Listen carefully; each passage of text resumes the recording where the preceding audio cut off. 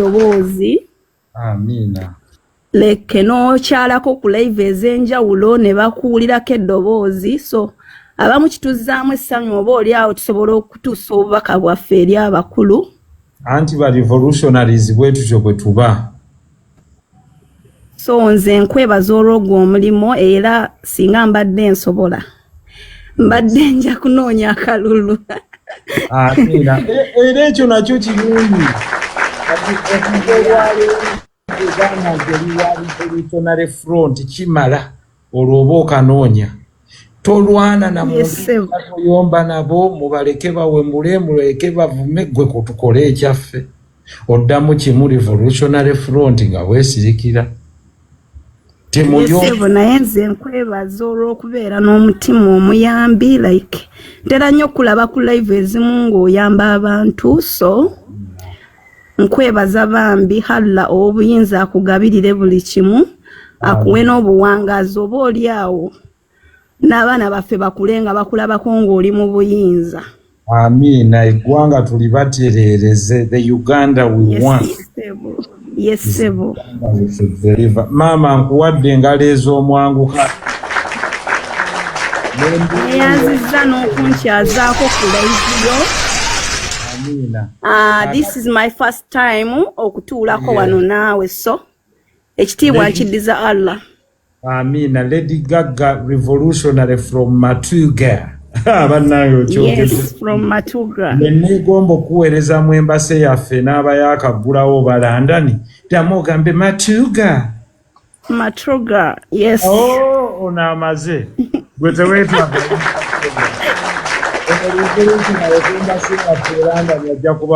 Gamba, I come from Uganda in a town called Matuga. I came from Uganda, the place called Matuga. Ate ebirala tujja kubitereeza kankusimbe. Awo bawayise dda teweetaagamu kirala. Monica, honorable. you're a real revolutionary. Monica. Matuga. Honorable, osiibye otya eyo honorable? Bulungi maama, osiibye otya?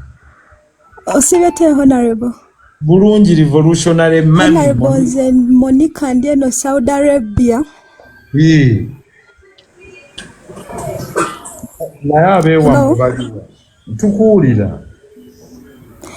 Nviirawo Kira municipality era nkomawo February kunoonya Kalulu Revolutionary Front. Awo. Monica ng'oli w'amaanyi. Monica revolutionary. Naye twagala t-shirts. Waliwo eyeetemye eddozi. Twagala n'okumanya kola yaffe. Tutandike omulimu. Bannange nga muleesa amaanyi. Awo Kira municipality nze ngenda kukanoonya bubi. Kale mami. Kale.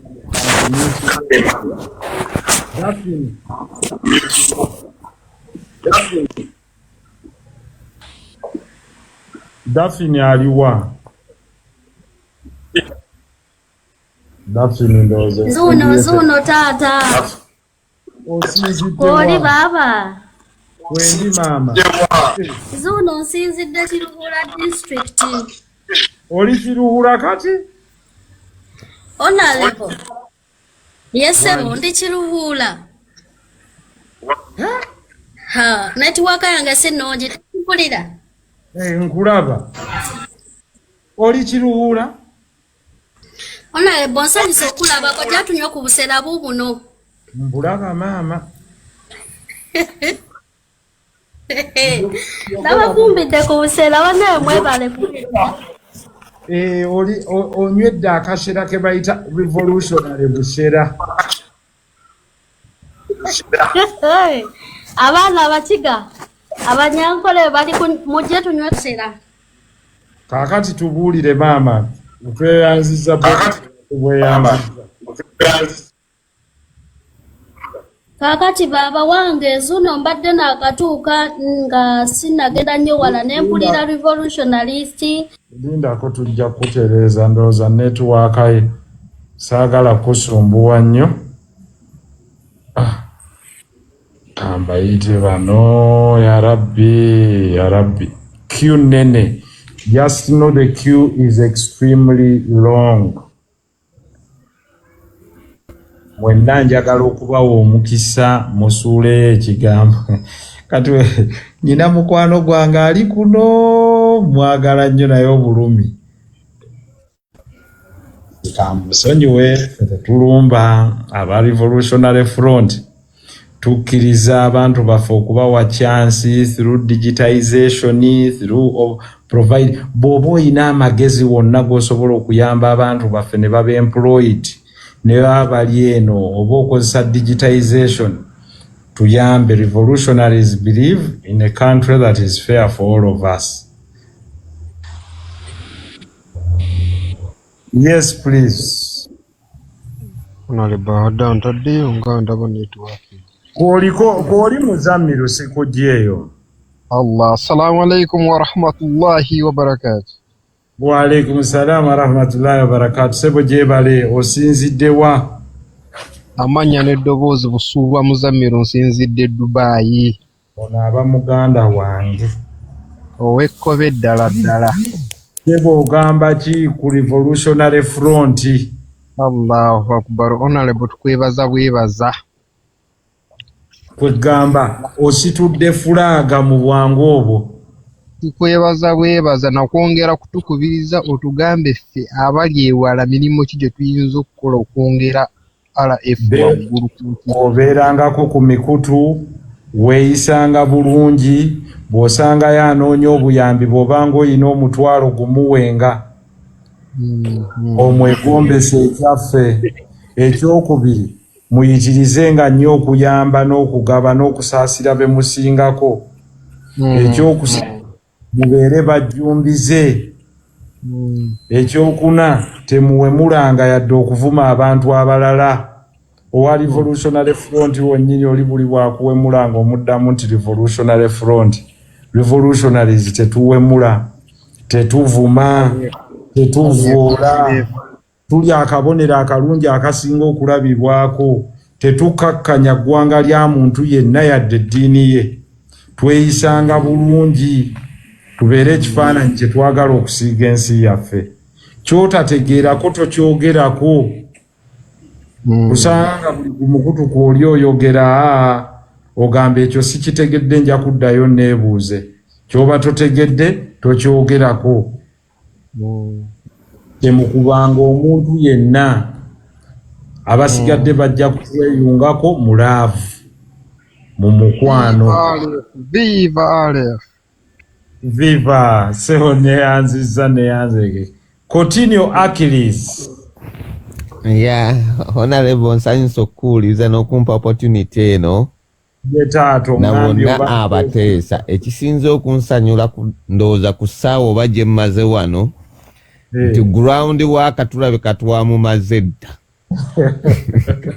Bwe mpulidde akalulu nga kafubutuka ewaffe mu Bende ng'abaana bali determined nze ndi weebuweekulaawo. Oli weebuweekula nenkuwera nempulira ekasambya nemanya ground waka twamumaze dda. Nja kukugamba 2016 nze nakola ekintu bwe nakomawo e Uganda nga mmanyi tebammanyi. Ate nga nali bweru wa ggwanga omwami n'abuuza sisita wange nti omwana oyo omwesiga nti abeera wa nti tabaddewo yakomye obukomi nti oyo n'ayita ku kisaawe. Kati era kyenja okukola nti nze ndi omuntu omukunzi ku platforms ezisinga ate ayisponsor oli ne bw'abagamba sisobola genda kulonda naye nso nkugamba transport wuuyo. Taata katukuwenga. Kati wano kyenjagala nange kumpa logo ojja kujja mu inbox yange namba yonjina nja kuweza hayo mpe logo. Toronto Canada t-shirts ngenda zikuba. Nze ambassador asooka olawa. Yes. Tukitambuze nti onze lwaki nkufiirako oli omuntu atali honorable wa mu nkuubo. Continue kyetwagala okusaba munnange Yeta. bannaffe abawenyera nabo abandagadde okuba obulungi obateerangawo ekkubo nabo ne basobola okutuukako aba revolutionaries abandyagadde okugamba nti obanze wano binyigiriza ku bwereere tujja kukolagananga ne bannaffe naye bakutemera ekkubo waakiri ofune gy'okolera oba ofuna omukisa gwoba gugande buganyi nkikolera ddala era wano nze eddiiro lyange mbagamba jangu akati ne munoonyeza watandikira wangi buli atuuka e Canada awe Toronto nkikolera ddala ndowooza Luyindo owulidde ba revolutionary kitegeeza emitima giba gifaanana tebo tukusanyukidde taata era tusiimye kale taata nsiimye nnyo nsaba akugaziize Katonda akuwe buli kyoyagala akusaasira amakaago akugulirewo emiryango gyonna okolera akuteerakaago n'ab'omunjuyo akwongerezeeyo okufaako kubako kwa katala naye akwongezeeko tusooke tukuganyulwemu emigaso gyonna wamu n'abalala abali kuno kitegeeza nti buli ali kuno nga waffe bw'oya kitegeeza bwe ngenda okuauditinga enkyanjakano 10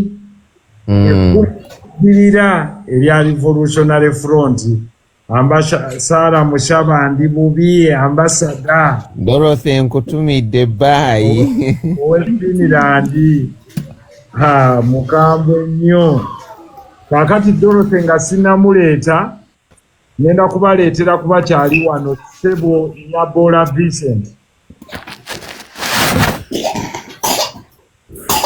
Vincent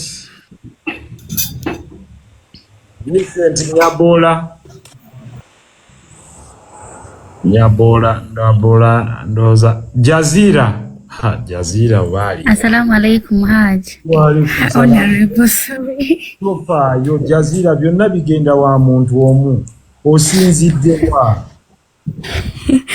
Sorry, nsinzidde Kata. Oli Kata naye ne Uganda oli waawo Uganda ndio Masaka. Oli we Masaka e Buddu. Yeah, Honorable. Welcome to the revolutionaries. Thank you. You're welcome. Katukusabire emirimu gitambule bulungi e Kata. Amen. Okay, be blessed. Dorothy Dungu. Wangi Ssebo. Oli otya nnyabo? Bulungi Ssebo, si byotya Ssebo. Munnaye tuli bulungi. Tuli wano. Tuli namu ne ba revolutionaries. Yes Ssebo. Obadde oteesa atya Nyabola? Nti nze omanyi nze kanaye kaneyambire bulungi. Nze nsinzidde mu nsi bagiyita Bungereza. Kibuga bakiyita Canterbury gye nasomera mu University of Kent. Ekyalo bakiyita Littlebone. Oliwa? Littlebone. Kakati kankukubiremu akafaananyi awe. Littlebone nyinza okuba sikwatawo nnyo naye ntuuse Canterbury. Wakyaliwo station biri west ne east. Ewe ziri Ssebo. Bw'ofuluma awo n'otandika n'okwata n'okkirira n'ogenda ku Story Road. Story Road ekyaliwo. Story Road weeri Ssebo. Egenda awo ku Sainsbury. Ku Sainsbury n'eri ku Asda. Ne ku Asda. Akati nze nasulanga ku Blin Hill. Blin Hill. Awo we navanga ne ngenda mu University of Kent okusoma amateeka. N'ogenda okusoma mwaka ki ogwo? Nzizeeyo ddi lwe nakola mu masaazi yange 2007. Awo nali sirowooza nti ndijja n'okubeera eno mu kyalo. Nali nkyayagala nnyo ekibuga. Ate era ngenda kwongera njagala nnyo nyina masters gye njagala okukola endala. Ya just kuinspiring abaana bange bato bano abali kuno our young generation okugenda digital revolutionaries. Nina ka short course ke njagala tukola abali kuno. Nina akamanyimu akali mu digital marketing. But revolutionaries bano mbadde njagala tuzimbe ekintu kino naye nga balinawo ku nnyingiza y'amaka household income ng'asobola okukozesa gadgeti eno nga bw'aba tali ku bino naye n'ayingizaamuko kasente. Oba revolutionaries abaavu tebajja kutwongerako. Tetwagala bino bintu by'abantu kubeera nga basabiriza. So mbadde njagala ba revolutionaries bano tufuneyo time tubayizigirize digital business processing nga mwe muli bino wammanga digital marketing, digital networking, computing, content creation, content analysis, data analysis. Ebyo byonna tebikwetaagisa yadde senior 4 tebalina na kye beetaaga nti oba wasoma sciences nti oba omanyi okubala. Naye ekintu kimu oyina akasimu oba kompyuta osobola okubeera consistent ne weewangayo essaawa 2 n'obalanga obeera mu abo abalina ennyingiza nga bakozesa ago ga kampuni gannaggwadda ne bagafuulira nti be ba digital oba onward in what we call the chain marketeers.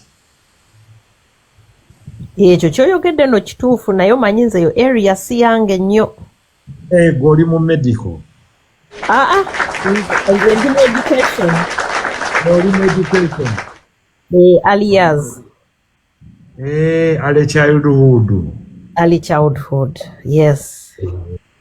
Kituufu. Ate nno eyo nno ye foundation ya buli kintu. By the way, eyo gundi eyo bwekulema okukwata obulungi.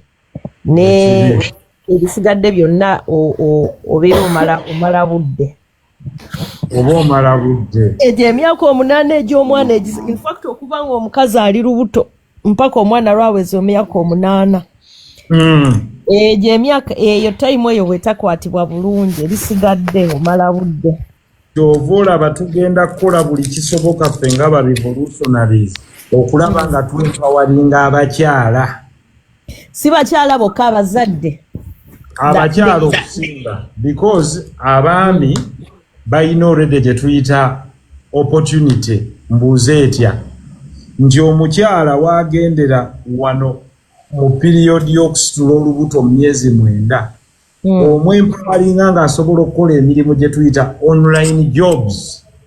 Tugeze kankuwa ekyokulabirako kimu ono omuzammiru ali Canada akimanyi nti okwata abaana baffe bannakoma mu senior 4 bamaama abali eyo asobola okunyiga essimu ne tubasomesa kompyuta ne tuziteeka ku magombolola oba bali Kirungu oba wa ne bakola omulimu nga be ba dispatch aba trucks nti atuula wano n'adispatchinga truck atya nti abeera ku laptop oba ku simu n'akitagetinga n'aga nti waliwo load eri wano nti ate ono avuga truck agivuga agijja Toronto oba agitwala Ontario oba agijja California agitwala Texas.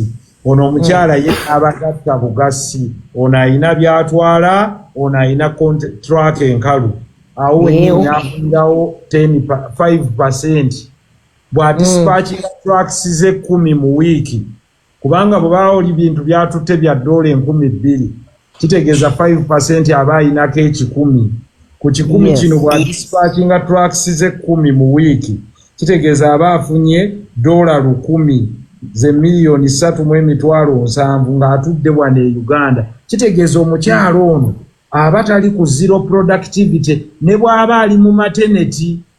Oba ontegedde. Ekyokubiri nti abakyala bano ebbanga lye tunaamala nga tuba empowerings nabo okubeera mu maka nga nabo bali supportive kitegeeza amaka gajja kuba maggumivu. Nti omuntu afuna obukadde 3.7 bw'abukubyamu emyezi 4 ne bw'ajjako ez'okulya n'asevingako tugeze milioni 10 mu mwaka milioni 12 oyo aba w'amaanyi teri kiba kimutwala kata kimutwala Dubai. Ye awo ba revolutionaries ffe wetulowooleza nti empowering our people from the base. Kubanga abantu kati we batuuse baba bagga nti over 20 million Ugandans plus bayina amasimu. Baba bagayina. So how do we get digital inclusion tutya okubawa digital literacy? Nti every revolutionary has the responsibility okuyigiriza omuntu ayina essimu si kugirisiivingirako mobile money kokka kuba naye okumulaga nti ky'olina kya bugagga nti era bw'oba okikozesezza nga opportunity osobola okukijjamu ssente nti ne bwe tunaakyusa naffe ne batuwa obuyinza naye nga be batuweereddeko obuyinza tubasanze baavu kitegeeza naffe bagenda tukyayirawo era bwe kiri.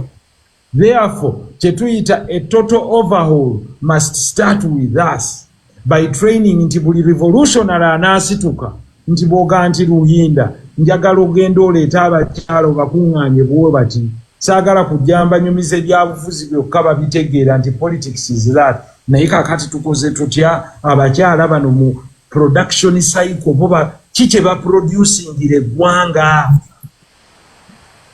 Ruyindo onosinkana abakyala b'entungamu ku ggwanga nga Dorothy gwagambye nti yali mu education eya early childhood kitegeeza alina kyayongera ku Bungereza mu kye tuyita building of human resource atandika ku kubuildinga ekinaaweereza Bungereza from early childhood. Kakati ye maama ono kiki kya producinga kasooli tumuyambe tutya ali mu soya tumuyambe tutya ali mu mmwanyi tumuyambe tutya nti ebyo bw'aba avudde mu nnimiro ku ssaawa 6 already nga muntu nga muli mu internet asobola okuddayo ewaka nga yasoma ayinamu ku literacy asobola okusoma oluzungu n'okuddamu n'akola business process outsourcing nga yakwata essimu ez'omu Australia nga beebase ne baba nga bamusasula buli kiro just $30. Kitegeeza omuntu munnayuganda okufuna emitwalo 10 buli lunaku ng'ekigimufunisa kukola mirimu gy'abali bazungu nga beebase gye tuyita business process outsourcing. Kakati olwo n'akubuuza nkikola ntya n'ogamba mujja kutuula mu zino groups ne saakoozi zammwe tusooke tubasomese nabubatandika mpola. That is how in the revolution we do what we call a total overhaul. You change the minds of the revolutionaries, then the revolutionaries create revolutions within their homes. Then from their homes the entire society ejja kuba eyakiddwa amataala. Ate Honorable nze n'okwongerako awo waliwo ngambidde abasajja n'abaami beewaffe tulina okubayigiriza ennyo nti omusajja akola kimu akola 80% mu kukuza kw'omwana. Kituufu. Era ekyo ekintu abalowooza nti abakazi be bakuza abaana. Basajja be bakuza abaana. Viva. Nze ngenda kugamba edda nakolanga mu nali gundi youth worker ku church yaffe. Naye nga mubeeramu n'abaana abalina abazadde abasajja nga bali mu makomera.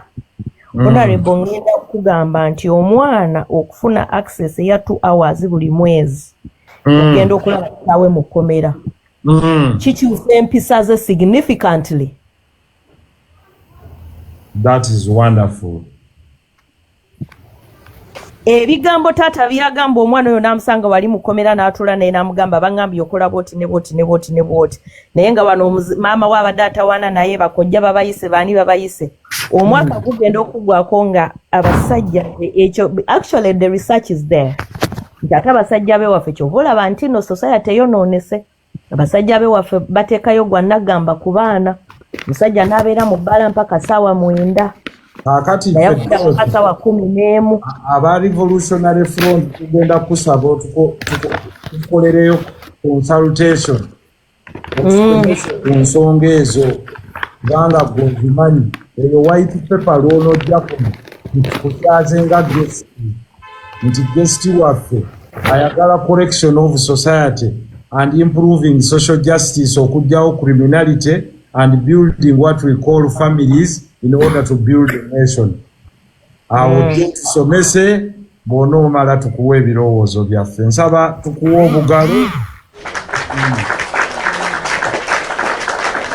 kubanga nga bwe nabagambye in a revolution everyone ayina kyayinako obumanyirivu kakati munnaffe muwulidde ng'ayina obumanyirivu mu nsonga ezo. Queen of the mic Sewa wange olowooza tebawedde wange maama hala uliyama Western region twatuuse dda ntegeeza Revolutionary Front. Watuuse dda Western region Kyawedde dda. Queen of the mighty wanawa Ntungamo, Kabare, Rukunjiri, Chiruhura, the whole Western region, we are there. We are set to go. Wow, it's my pleasure. Mukama wange nsiimye nnyo nsiimidde ddala. Tugambira nti ogenda natuteekamu ssente. Whoever needs anything to make our thing strong in Western region, I'm there. So they should just tap on me and we do this. Thank you very much. We have seen many people here from Chiruhura, Lyantonde, everywhere. So we are set, and of course, Revolutionary Front is already there. Wow, thank you very much. Kyogere mu Lunyankole. Rojro tuwebare mnonga. Amina. Kakati bagambe mu Lunyankole bonna obawulire. Ahati mbwenu na muzee president yaweza kuchimanya abijukuru bagenzere naza kutwegitaho. Ruinda kuwashaka neki Ruinda nechikuwashaka nti abazzukulu bagenzedde ababeegattako agambe muzee bwanakitegeera nti tugenze najja twegattako.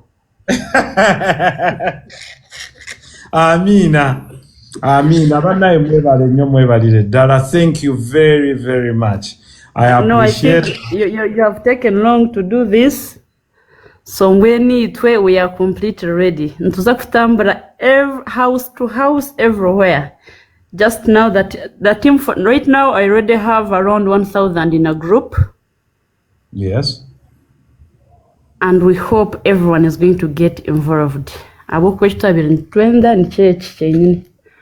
So Ruhinda and the group, everyone please join us and let's do this. Let's do this. This is ours. This is our thing. Kakati constituencies mmeka z'omanyi z'osobola otumenyerayo eyo mu West z'omanyiko? Just know whoever abantu bonna bari of course ntunga moyona ntunga motwireyo mushanju, then of course abari Rukunjiri, Kabare, of course we go to Mbarara, we go to but for right now our concert right now we are going to first sort Mbarara, Tungamo, Kabare. I think for now that is the first thing we're going to deal with. Then after we shall go to other districts as long as it is under Western region. Oh, thank you very much. Bannaye typing awao nti Revolutionary Front will always shine. Actually, my contact, whoever wants to join us should just have my contact and let's do this. Togigabira kuno abayaye bayinza ogitwala obutwala. Naye bajje inbox oba vetting oyinza n'okutuwa naye totuweeyo n'emmotoka. Oyagala mekasebo wezili already twatandise dda ate enkya tugenda we are going to begin officially. Amina. Ate launch yaffe egenda kubeera entungamo tugenda kuba nga tubategeeza. Just go in inbox and join the group. Naye Luyinda ab'entungamo muli bakambwe nze nyina omuntu gwe nagaa abantu b'entungamo Omanyi ffe kasita tusalawo bwe tuti tuba tusazeewo ate bwe twaka tukwagadde tuba tukwagadde. Amiina bannange. Tuddeyo wa gy'ova ini gy'osaba.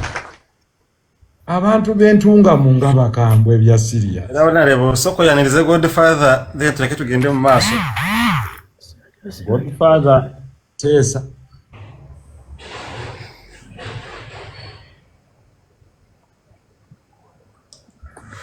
Godfather Sagugo.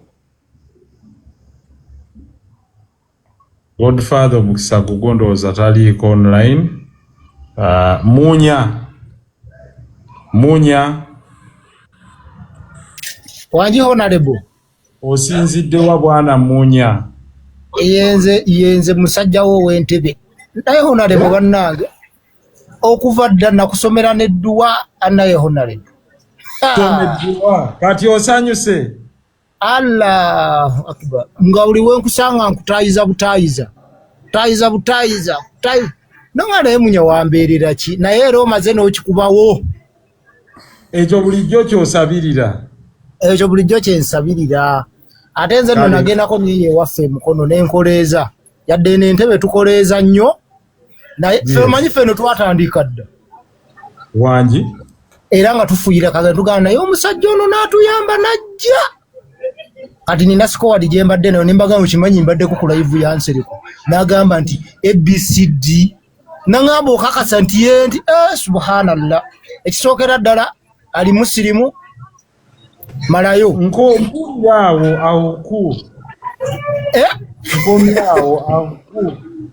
ali musirimu akoli musirimu kati ekyo kyokka kinkakatako ne bwe batompadde yadde 10 Honorable nze ndi wano kawuku soko otekeko video tusomeremu edduwa. Okay anti abasannyalaze obimanyi kale kanteekeko tegali genda mulembe gwaffe mugafuwe kati by the way bandaba bakulaba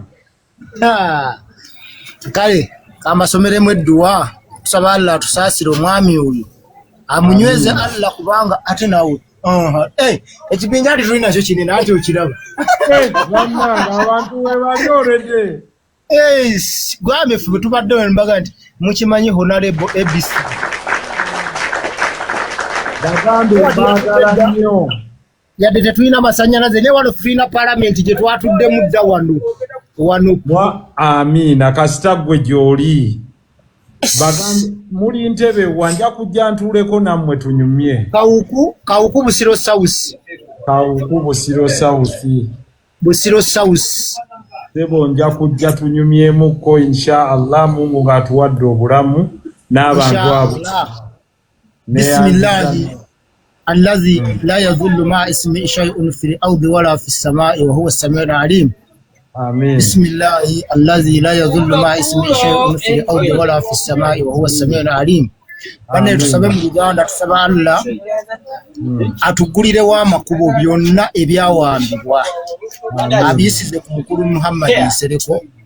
Amen. Kugula obwongo ategeere kye twagala Uganda eve mu buwambe tusaba amagezi ago gayina Allah ogamuweera ddala atongereyo paka mu nsi ensuubizi kubanga twakyagala. Ayi Allah tusaba oyanukula edduwa yaffe tusaba okusaasira n'emirembe ejjere w'ekitiibwa omubaka Muhammad ne bannaffe ab'enzikiriza endala abatannaba kukkiriza Allah abasaasire abaleete bannaffe abatusembereze kubanga Allah yagamba wasika allazina kafaru ila jahannama zumara hatta iza ja'uha futihat abwabuha wa qala lakum hazanatuha. Eyo aya buli tugisoma Allah tuwulira bakitukakatako obbabuulira nti Allah abatusembereze bajje asumulule abaggule tusaba Allah asasire baganda baffe byajula mulamu bw'ensi eno. Ne baganda baffe abakyali abalamu bazadde baffe abaana baffe bateeka mu mikono gyo bazadde baffe abaafuuka ensonga ffe okubeerawo tusaba Allah atuwe emikwano emirungi atutaase ab'ensaalwa atutaase Allah ab'ebiiso. Sallallahu ala sayyidina Muhammad wa ala alihi wa sahbihi alhamdulillahi rabbil alamin. Sabo tuli basanyufu Webale nnyo webalire ddala. Uganda ne twakoledde dda. Naye nzikizanga nnyingi. Tetulina amasannyalaze. Yakaye yaweddeko. Onalebala amasannyalaze gagenze. Munya. Wangi mulire namba y'essimu ngule yaka omukulembeze 07 07 Parliament yonnene teyinza butabana yaka 07 Parliament nnene 07 tugera naho nali 07 yangu watata 15 47 25 ereeta lule essakka munya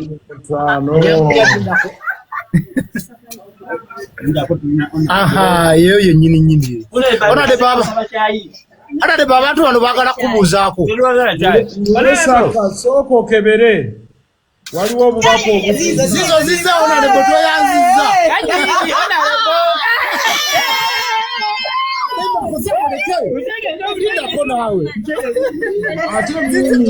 Emumbi nga yese kakati palamenti yawano ate kati wabikubidde obuvubuka bwa nuupu tekulindako kyogendayo onalebo waliwo abantu botalina kuwa budde ku kirala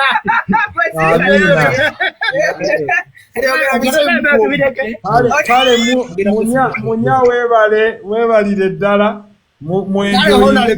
amasannyalaze Mukama Katonda abasiime.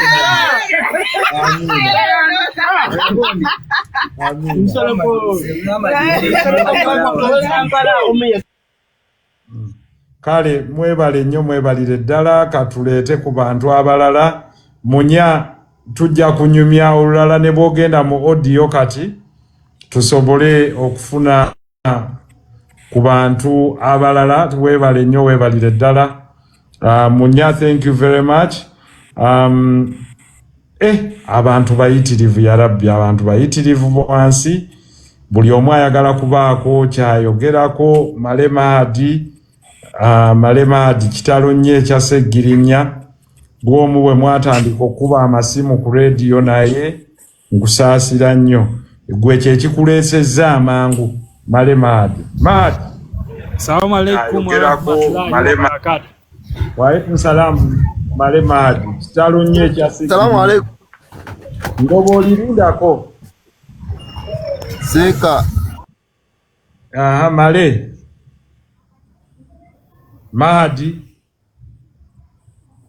Malemadi oluddewo Malemadi oli muganda wange lindako katono Malemadi network emulemye sajja wange oyo alina we yali nannengera nankubira essimu naŋŋamba maleja nkuwe gino emitwalo 2 nkimanyi toyinaamu baba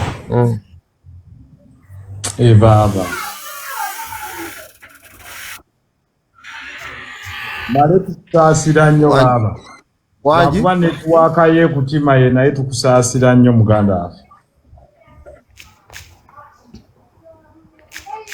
wajona lebo netwaka ye eteredde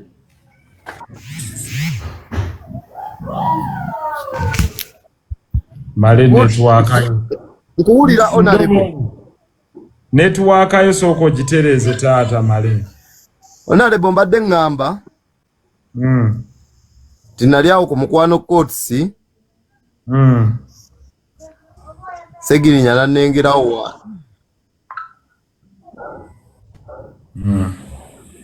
netwaka yo Male nze ndi kiriya toli kiriya abalala bali kiriya abadde mutapike ku screen tufune ku network ate network akwataganira wa n'ekyo kale katukikole osanga kiyinza okukakuleka wangi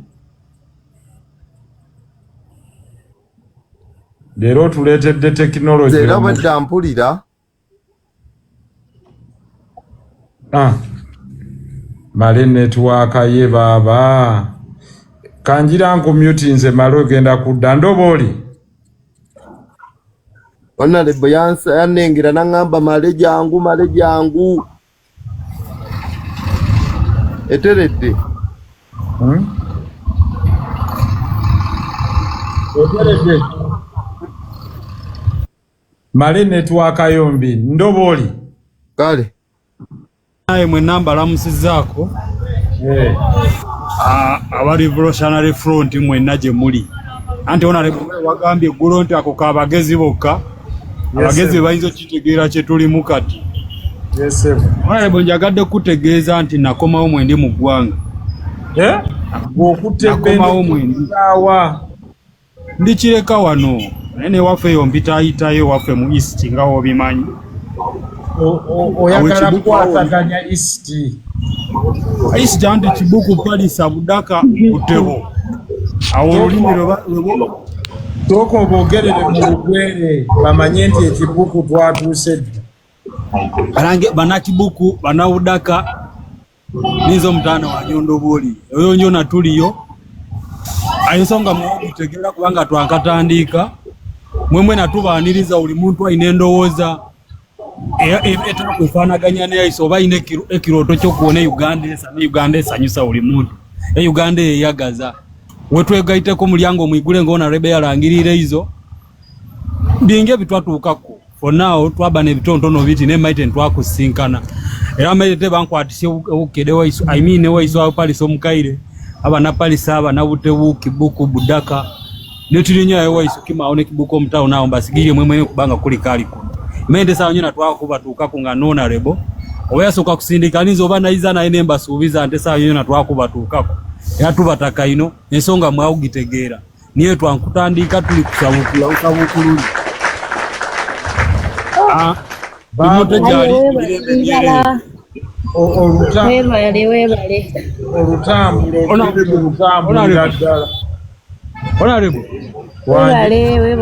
jona badde njogerako ne Julius ne mugamba nti mbadde nkunoonyako nga njagala nakye njagala tubeeko nekyetuukako muzina ennaku nakubirako naye wali weeru wa ggwanga kankuweereze inbox message ndoboli naye nga nakubirako naye wali waweeru wa ggwanga ya saasa wakufuna kale neyanza n'abalala batandikirawo mbaagala nnyo bannaaye ba Revolutionary Front mwenna gye muli amiina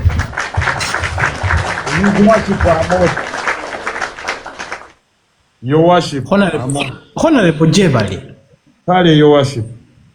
Watukubiyeko ekintu. Nkwaniriza.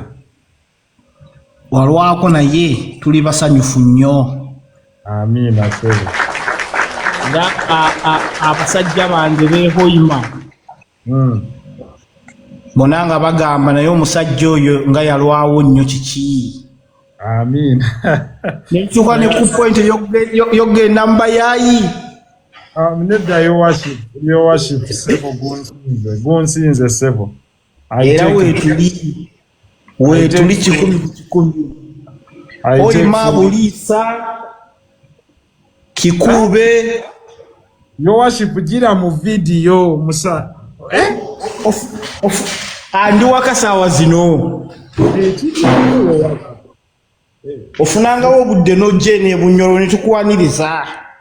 Taata gombu kubandeeta. Ojje tulabe ekigenda mu maaso. Iwedde your worship girako mu video. Saaba kwekange bwekanzi. Tagenda kunyekanga Honorable oyo tofaayo. Okay sebo. Weyanziza your worship. Thank you very much sir. We are humbled. Era budde bwonna jangu abanyolo tukuwe sapoti. Amina. Thank you your worship. We are humbled.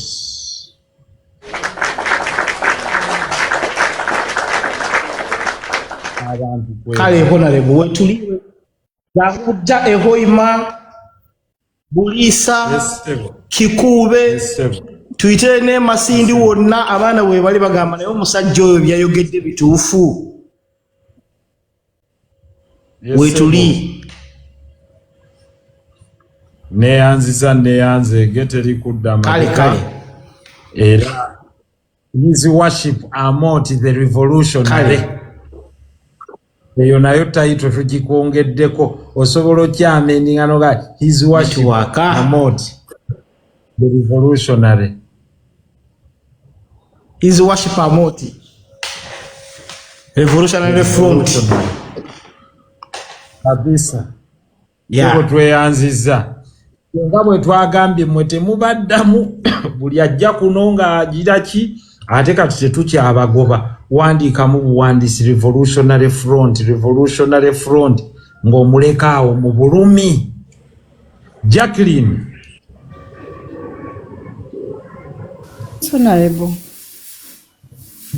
oli wa munaku? Nze ndisemba buleero emiyaga.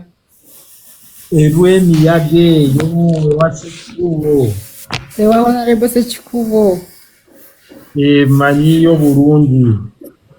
Yes, yewaffe eyo ffe ba revolutionary frontiers abaliyo. Revolutionary front yajja emiyaga ankoko okusimbirewo kolobaaka Jacqueline ng'ogugwo ogutandise nnungi nnyo. Mbamanyi bantu bange Honorable batwagala kuva dda. Big up and nga bwe muzze Muzammiru. Jacqueline, please feel free to share your contacts with me. Inbox your worship. Your contact will be of great importance. Thank you very much. Kale Jacqueline, thank you very much. Okola mulimu ki?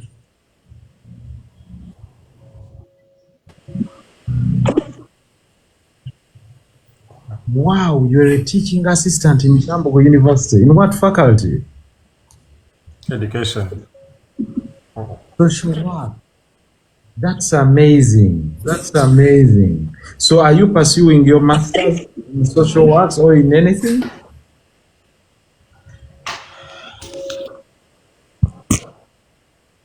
Yes. Inshallah. I think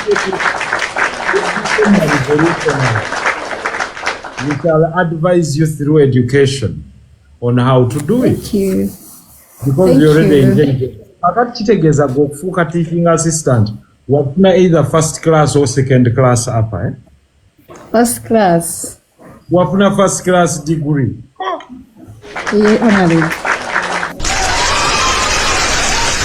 Revolutionary bagezi ruhindo bawulira. Tuli bagezi. Wanji? Ero jakwesanga abali mu Revolution Front wona ba elites. One man should have the birds of the same feathers. Yes, please. Flock together. Era nakugambye bwe twanga twagadde tukwagala nga bw'oli tetufaayo gy'ova dini ki gy'osinza. Yes, kubanga Jacqueline Mbabazi wafuna first class degree. Makati masters obadde oyagala gikola mu ki Muzammiru oli awo universities mpitirivu e Canada mwanyinaffe awulira naye obadde oyagala gikola mu ki? Badde njagala public health go ge mazima. Public health eyo y'amaanyi nnyo era kyo kubanga abantu tebatambulira. Bannaye weebale nnyo, weebalire ddala. Welcome, you're a revolutionary and please, you're the ambassador where we are not.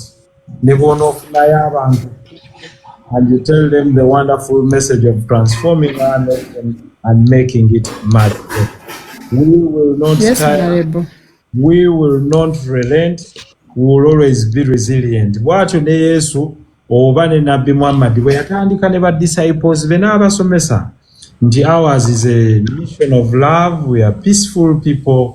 We are transparent people who want to transform our world, our country, to the best, twagala Uganda ebeere the best. Wow. And that is what we say. Gwe buli wosanga nga bawemula gwe baviire gwe bagambe nti ffe tetuwemula tetukuddamu ya revolutionary kyokka kiba kimumala Ne bwayogera viva revolutionary bannange mbalaba kuno kandabe munzikirize nsobole ocreatingawo space for a few Q ekyali nnene layini eri awo wansi. I want to welcome everyone bannange kanfuneyo ono ayinza okuba ali wano bunnamwayo bannaye Buganda wano wansi bannaye Q nnene naye mwenna ngenda kubayita. Banange Honorable, how are you? I'm fine. Can you come in video, please? Oh, of course I can come in video. Wonderful. You're welcome. Yeah, thank you. Oh, you're welcome. Honorable, it's me, Susan. Oh, Susan, how are you? I'm okay. Oh, where are you? We are glad to see you, Mommy. This is Susan from Norway. Yeah, now revolutionary. Yes, I am. I've been even before. You're the number one revolutionary in Norway. Goes also Kwekawata Norway chapter. Yes, definitely. Honorable, you know. Wow. I'm always in your back. I follow you everywhere. I love you so much. I swear. You deserve a hand clap. Thank you very much. We are honored. Thank you very much. If there is any way you can help Banange, I love Honorable. I'm sorry, but let me go a little bit off the topic. But I've met Honorable. I have your love so much. You're a wonderful person. I swear, I can never really sit here and not thank you so much for being a good man. I've met you personally, and I loved everything about you. I'm so grateful to meet you. I swear, I have too much love for you. And now I'm just spreading love for you, and just know like everything about you, I'm behind you, 100%. You're welcome. 100%. You're welcome. So you're a revolutionary as well. Yes, definitely. Wow. You deserve a hand. Yeah, thank you. Welcome to the great chapter of people who have like minds, who believe in the same things. And we are just peaceful people. We are just lovely souls. We don't insult people. We have respect for people. And that's the reason. That's the big reason. Yeah, like, you know, you can say whatever you want to say, but this man, his character and his behavior, the way he is, I've met you personally. I'm speaking out of experience. What I've experienced, Banange, I swear, if you have to experience Honorable Nsereko, I swear this was my mind-blowing. I swear I loved the humbleness, everything. I swear I love this. I'm too much of, you know, that's the kind of person I've met. I swear, Honorable, you're the best. I don't care whatever people think about you, but I met you personally, and I don't know what to say anymore. Susan, that's our nature. We have no bad heart towards people. It's those that want to harm us, and you know, we don't look down at people. We don't insult people. We have no disrespect for others. We've kept a clean slate. So it's up to those that want to strike a spear into our chest. But we clearly say we deflect it. But the moment you turn the side we are turning, we have no problem with you at all. And that's what we stand for. There are many people that have tried to think they will put us down. And it's impossible. Yeah. And I've told people, because we know the journey, we know the path that we are taking. And for as long as you speak what you want to as speak. somebody but said before, like Honorable Walwawo, I don't know why good people like you, I've met you, and I even have the same question. Where were you before? Really? Nobody has the answer. I've been around. I request the moderators, please do not mute people. Leave them, because now we are spreading a message. Our message is a message of love. Please do not mute them. Those that come here to insult, don't mute them, don't block them. It's a new directive now. We are unblocking and unmuting everyone. Don't worry about them. Keep the spirit up. You know what to say. It doesn't matter what they say. Yes, Sebo. Hello. Yes, Nsereko. Yes, Sebo. Taata nze neyanziza nnyo ku birungi by'okoledde Abannayuganda. Yes, Sebo.